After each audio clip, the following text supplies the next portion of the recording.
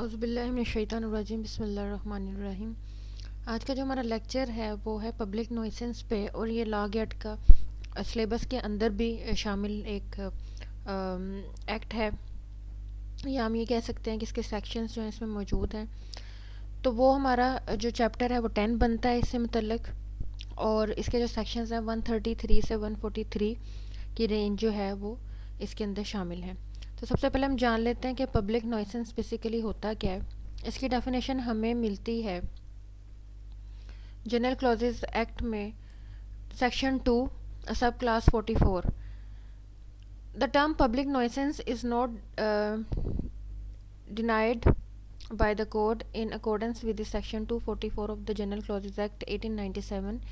It is to be given the same meaning as it is assigned to by section 268 of the Pakistan Penal Code, which defines public nuisance as any act or illegal omission which causes common injury, danger, or annoyance to the public or to the people in general who dwell or occupy property in vicinity, or which must necessarily cause injury, obstruction, danger, or annoyance to persons who may have occasion to use any public right۔ اب اس کے اندر یہ چیز آتی ہے کہ public نوائسنس کے اندر جو main point ہے وہ کسی چیز کا اس طرح سے ڈینجر ہونا جو کہ پبلک ایٹ لارج ہو، یعنی کہ ایک سے زیادہ لوگوں کا جنرل ہونا، لوگوں کی تعداد زیادہ ہونا۔ جیسے اب جو پبلک ہے اس کا مطلب ہے کہ کئی لوگوں کا جو جمع یا مجمع ہوتا ہے، ہم اسے کہتے ہیں پبلک ہے۔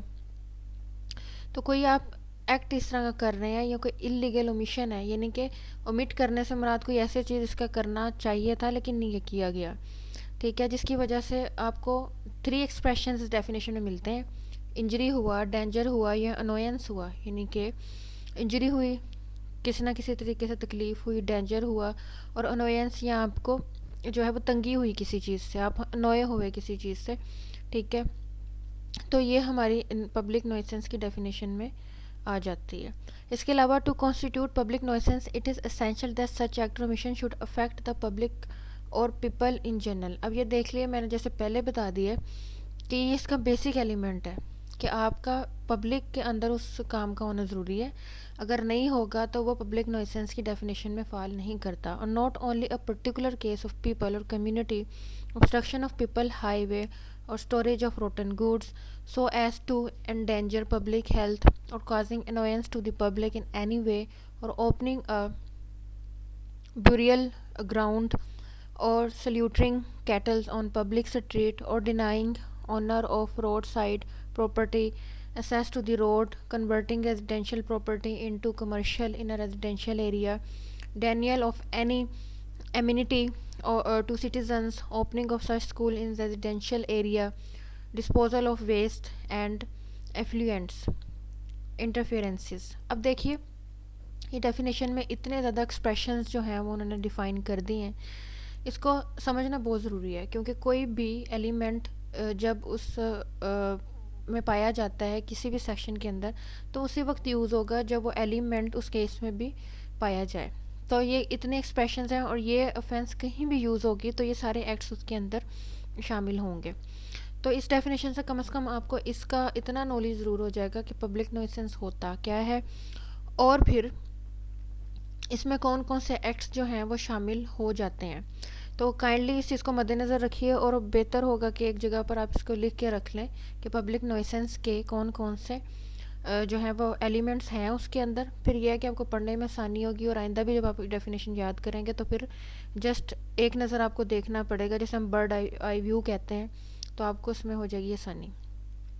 چلیں اب ہم اپنے ٹاپک کی طرف چلتے ہیں جو کہ ہمارا ہے چیپٹر نمبر 10 اور CRPC کا پبلک نوئسنس۔ اب اس میں ہم پہلے بیئر ایکٹ کے جو سیکشنز اندر ایڈ ہیں اس کی ایک لسٹ کی جو ہے وہ ریڈنگ کر لیں گے تاکہ ہمیں آئیڈیا ہو جائے کہ اس کے اندر کیا کیا چیزیں شامل ہیں۔ سو یہ سیکشن سٹارٹ ہوتا ہے 133 سے۔ اس کا پہلا جو سیکشن ہے وہ یہ ہے کہ conditional order for removal of nuisance, service or notification of order, person to whom order is 56 address to obey or show cause or claim injury, consequences of his failing to do so, procedure where he appears to show cause, procedure where he claims injury, procedure where he claims jury, procedure where jury finds magistrate's order to be reasonable, procedure where existence of public right is denied, procedure on order being made absolute, procedure on failure to appoint jury or omission to return verdict, injunction pending inquiry, magistrate may prohibit repetition or continuance of public nuisance. اب ہم نے جتنے بھی points پڑھ لیے ہیں ان سب کو discuss کیا جائے گا. تو اب سب سے پہلے ہم پبلک نوئسنس انگلش میں تو پڑھ لیتے ہیں. تو جس طرح ہم کہتے ہیں کہ یہ ایک ایسی ایکٹیویٹی ہے جو پبلک ایٹ لارج جو ہے وہ افیکٹ کرتی ہے. تو اردو میں سے جو ورڈ یوز ہوتا ہے وہ کہتے ہیں امور تکلیف دہ عامہ، یعنی کہ ایسے امور جو کہ عام پبلک کو متاثر کر رہے ہیں. اب وہ کس طرح سے؟ ہمارا سیکشن ہے سب سے پہلا 133. کوئی بھی ایسا امر جو کہ عوام الناس کے لیے تکلیف کا باعث بن سکتا ہے اس کی فوری شکایت مجسٹریٹ کو کی جا سکتی ہے. مجسٹریٹ کے پاس انسدادی عدل کے اختیارات موجود ہوتے ہیں جس کے تحت وہ اس صورتحال پر قابو پانے کی کوشش کرتا ہے. یہ شکایت کوئی شخص متاثرہ شخص بھی کر سکتا ہے اور پولیس آفیسر بھی کر سکتا ہے. اب پہلے پوائنٹ میں جیسا کہ ہم اوپر پڑھ کے ہیں وہاں پہ ورڈ یوز ہو رہا ہے کنڈیشنل آرڈر. اب کنڈیشنل آرڈر کیوں ورڈ یوز ہو رہا ہے؟ ہم پبلک نوئسنس میں یہ چیز دیکھتے ہیں کہ ضروری نہیں ہے کہ کسی چیز کا آفینس کمٹ ہی ہو تو ہم جائیں. اگر ہمیں حالات و واقعات یا ماحول سے لگ رہا ہے کہ کسی آفینس کے کمٹ ہونے کی صورتحال بن رہی ہے تو ہم اس سے پہلے اس کو روکنا چاہ رہے ہیں تو پھر ہم پبلک نوئسنس کی اس ڈیفینیشن میں جائیں گے. ہم اس کی ایک اپلیکیشن فائل کریں گے جو کہ 133 کے تحت مجسٹریٹ کے سامنے پیش کی جائے گی. یہاں پر ایک ورڈ میں نے یوز کیا ہے انسدادی عدل. اس سے مراد یہ ہوتا ہے کہ کسی چیز کے ہونے سے پہلے اس کو حل کرنے کی کوشش کرنا، اس پہ قابو پانے کی کوشش کرنا کہ وہ آفینس کمٹ نہ ہو سکے. تو ہم اس طرح کا انسدادی عدل حاصل کر سکتے ہیں. اس میں کنڈیشنل آرڈر مجسٹریٹ دے سکتا ہے. کنڈیشنل آرڈر اس لحاظ سے کہ مجسٹریٹ کا اختیار یہ ہوتا ہے کہ جب کوئی آفینس کمٹ ہوتی ہے تو نیکسٹ پروسیڈنگس وہ سٹارٹ کرتے ہیں.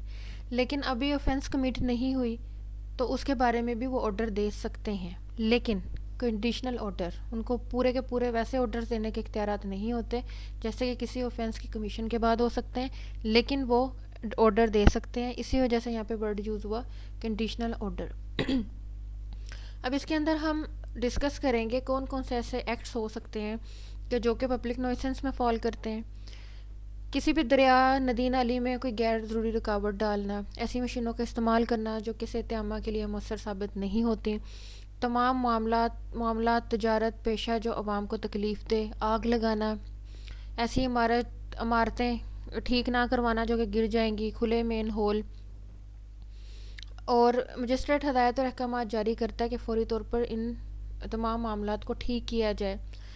پھر اس کے بعد کہتا ہے کہ اشتہارات کا استعمال کرتے ہوئے بھی اس شخص کو بازو ممنوع رکھنے کی کوشش کی جا سکتی ہے. اب اس میں یہ چیز آتی ہے کہ یہ تمام معاملات اس طرح کے ہیں کہ جو کہ پبلک ایٹ لارج کو تکلیف دیں گے. ندی نالوں کا استعمال عوام کے لیے عوام کرتی ہے، ٹھیک ہے، ان کا ویسٹیج کے لیے وہ یوز ہوتی ہیں. تو جب کوئی اس طرح سے کرے گا تو وہ پبلک ایٹ لارج مشکل میں پڑیں گے. کہیں مشینوں کا یوز ہو رہا ہے، کہیں ایسی عمارت بنی ہوئی ہے جس کو ٹھیک نہیں کروایا گیا، اس کا آنر اس میں دلچسپی نہیں لے رہا، سب کو نظر آ رہا ہے کہ ابھی گر جائے گی، بہت بڑا نقصان ہوگا، لیکن کوئی بھی اس کے اوپر عمل درآمد نہیں کر رہا. تو اس صورتحال میں کیا ہے کہ آپ مجسٹریٹ کے پاس جائیں گے. مجسٹریٹ کیا کرے گا؟ وہ احکامات اور ہدایات جاری کرے گا، اور اس کے ساتھ ساتھ جہاں پہ اشتہار کی ضرورت ہوئی، مطلب ایڈورٹیزمنٹ کے تھرو یا کھلے نوٹس کی حیثیت میں بھی اسے بعض و ممنوع رکھنے کی کوشش کی جائے گی کہ یہ بات ارباب اختیار تک پہنچ چکی ہے تو اس سے اب جو ہے وہ پیچھے ہٹ جائیں یا جو معاملات ہیں یہ سر انجام نہ دیں. اب اس میں اہم کویسچن یہ پوچھا جا سکتا ہے کہ پبلک نوئسنس کے سلسلے میں آپ کس مجسٹریٹ کے پاس جائیں گے، یہ اختیارات کس مجسٹریٹ کے ہیں؟ تو وہ ہے فرسٹ کلاس مجسٹریٹ کے. اور کوئی مجسٹریٹ کے حکم کی تعمیل نہیں کرتا تو پی پی سی کے 188 سیکشن کے تحت کارروائی عمل میں لائی جائے گی. یہ بھی بتا دیا گیا ہے اگر شخص اس حکم سے متاثر ہوتا ہے تو اس کی وجوہات بتانا چاہتا ہے تو مجسٹریٹ کے سامنے پیش ہوگا. اب اس میں یہ چیز بھی آتی ہے کہ مجسٹریٹ نے کوئی فیصلہ کر دیا کہ ابھی اس طرح سے اس چیز کو کیجیے، کوئی دوسرا بندہ ہے جو کہ اس معاملے سے بڑا متاثر ہو رہا ہے تو وہ کیا کر سکتا ہے کہ اس کے اگینسٹ جا کر وہ یہ کہہ سکتا ہے کہ بھئی آپ کی اس کارروائی سے میں اس طرح سے متاثر ہوا تو اس کو ختم کیجیے. تو اس لحاظ سے مجسٹریٹ جو ہے اس کی بھی سنوائی کرے گا. اب اس سلسلے میں کیا کیا جائے گا کہ جب کوئی شخص اس کے پاس آتا ہے، ابھی ہمارے اوپر والے سیکشنز میں بھی ڈسکشن ہے جیوری سے ریلیٹڈ، تو وہ جیوری تشکیل دے گا مجسٹریٹ، کس کے تحت؟ 135 سی آر پی سی کے تحت جیوری جو ہے وہ بنائی جائے گی. یہ ہمارا یہ سیکشن ہے، اسی کے اندر ہی ہے. جیوری کانسٹیٹیوٹ کرنے کے بعد کیا ہے کہ اس پارٹی کو بھی بلایا جائے گا جو متاثر ہو رہی ہے، اور جیوری جو ہے وہ ایک کمیٹی تشکیل دے سکتی ہے یا انکوائری کمیٹی تشکیل دے گی جو تمام معاملات کو ان کا معائنہ کرے گی. اب جیوری کی کیا سٹیٹس ہے؟ ٹھیک ہے، اگر جیوری یہ ریزنیبل قرار دیتی ہے کہ یہ آرڈر ٹھیک ہے، اس میں کوئی ایسی بات نہیں تھی، تو آرڈر ایبسلیوٹ ہوگا.